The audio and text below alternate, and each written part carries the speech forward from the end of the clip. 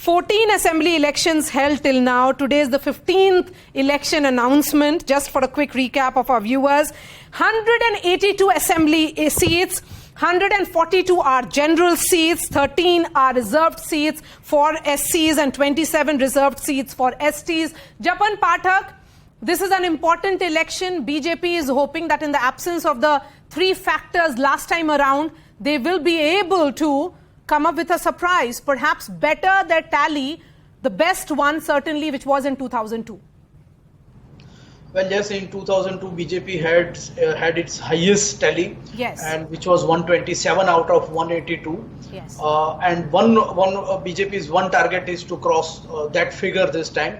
But another target is to cross even Madhavsi Solanki's 1985 record, 149 seats. 149. And Madhavsi had achieved it because the election had happened immediately after Indira Gandhi's said murder. Yes. So even in national election, Rajiv Gandhi had received highest seats, and in state election, Madhavsi Solanki had achieved the highest figure of Gujarat ever in any state. Yes, and 17 chief ministers till now in the state, and Prime Minister Narendra Modi has been the longest serving chief minister of Gujarat.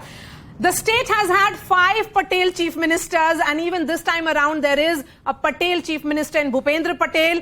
Do you think, Rashid Kidwai, you have a Bhupendra Patel who we know is the chief minister, there is a brand Narendra Modi which combines with it, then there will be an announcement of the chief ministerial face for the Aam Aadmi Party. Should the Congress also do so?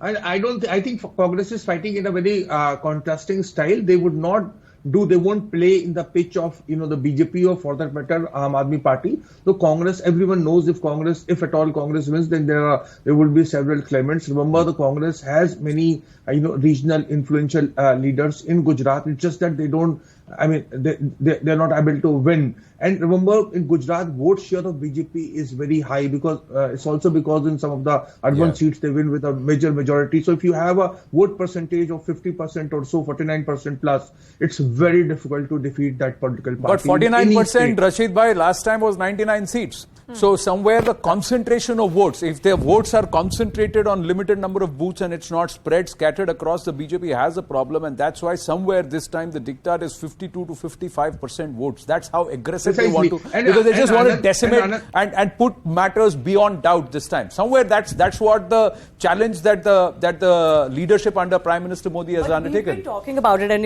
Maria was mentioning, is the graph, Maria, not coming down for the BJP? Or do you think that this is the appropriate time for them to bounce back and go back to that 2002 level? Because Shivani, there are several factors that have played out. Look what they have done. 18 months before the elections, there is a complete government change. So the BJP's formula that whenever there is anti-incumbency, the anti-incumbency is against the local government. Brand Narendra Modi is only becoming bigger, right?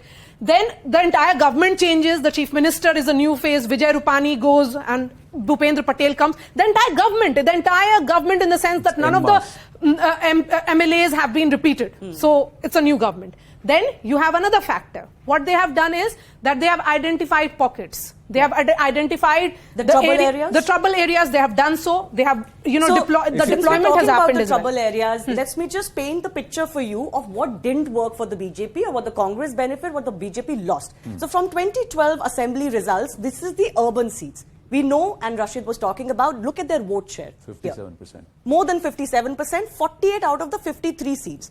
You come to 2017, they did take a hit, even in number of seats in the urban pockets, but their vote share was intact.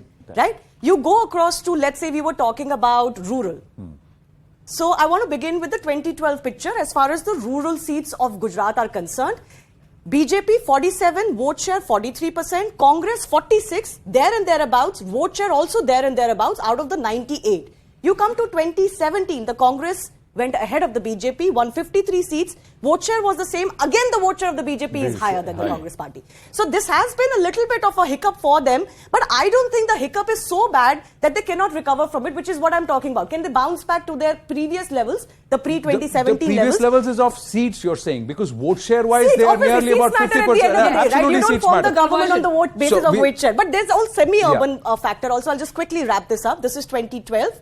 So semi-urban, 31 seats out of 182. 46% vote share, 20 to BJP, 10 seats to the Congress party. Here the difference is the maximum. as far as the vote share and seats are concerned. In 2017, the BJP 16 and the Congress gained. Congress gained in In terms of semi-urban, seats. and if you look at it, the big drop is from urban to semi-urban to rural. That's where it starts petering down. And if you look at it, that North Gujarat area remains a cause for concern in the assembly elections for the BJP. Are they going to work on that? Let's quickly, we've got just about under 6 minutes to go for the press conference to start. So let's try and understand what's at stake for every party this time around and why these Gujarat elections are important. This sets up, ladies and gentlemen, somewhere this is net practice, if not an indicator or the toss ahead of the 2024 Lok Sabha elections. There are 10 It all gets into elections, it. All gets 10 into it. assembly elections next year. Absolutely. So why Gujarat's important for? First up, it's the home turf for Prime Minister Narendra Modi, and you also have Amit Shah coming in. It's crucial for national appeal, and of course to say that I continue to hold sway in Gujarat, and that's why Gujarat is the first stamp of approval. So this, no hiccups there, no stunning when you're getting off the blocks. Like Maria was saying, 10 elections, state assembly elections, so it's just the start now. This is where the toss is being called. Adverse result will send the wrong signal ahead of 2024, and it could have a rippling effect over the remaining elections that we're going to get to. So that's where it stands for the BJP. What's in it for the Congress party, which is saying we are playing a silent game this time?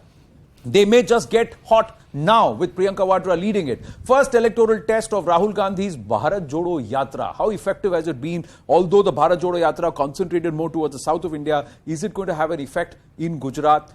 And this revised strategy, changing of the party president and Rahul Gandhi now on ground with Kharge there handling the party affairs, Gehlot's presence is going to make a difference or not? Aam Aadmi Party's expansion proving detrimental for the party. AAP has already stolen away Punjab from the Congress. Is it going to make ingress here? For the Aam Aadmi Party, will their Punjab experiment work in Gujarat? Are they identifying the vacuums created by a lack of perhaps a cohesive, strong opposition, and do they want to move in? Look at the success story for this party in a decade. They're present in 2 states in government, and now this is the 3rd state where they are looking for a foothold, very, very strong foothold. And recalibration has happened. They've said, let's not spread ourselves. Let's focus on one state, go all out there, create the ruckus. And the talk is the Aam Aadmi Party, not the Congress. BJP and AAP are the talking points. The star campaigners of the BJP are actually talking up AAP rather than talking up the Congress party. So are they winning that narrative game already? Litmus test of Aam Aadmi's freebie-based poll politics, which the Prime Minister has taken a very, very strong position on. Rashid Kidwai, do you think this is going to be the test now for Arvind Kejriwal and also for the BJP? Or is the BJP deliberately playing up Aam Aadmi Party to kind of diffuse the opposition and split it between Congress and the AAP? I mean, it's a combination of all these factors that you have enlisted. I think it's also a test of opposition, whether the opposition can cause some damage. I mean, we are just assuming that Aam Aadmi Party's rise is going to be detrimental to the Congress. Partly it's correct, but partly it can also affect in urban areas. It can affect the BJP. Right. And if it affects the BJP, what will be the consequences? We will have to wait. It's a kind of test for Mr. Kharge also, because he has become Congress president. And for the Congress, actually, Himachal is going to be a face saver, if at all. I mean, if they are able to win that from the BJP. I don't think the Congress, realistically speaking, it looks up to Gujarat as a winnable state. Well, Shivani has a question.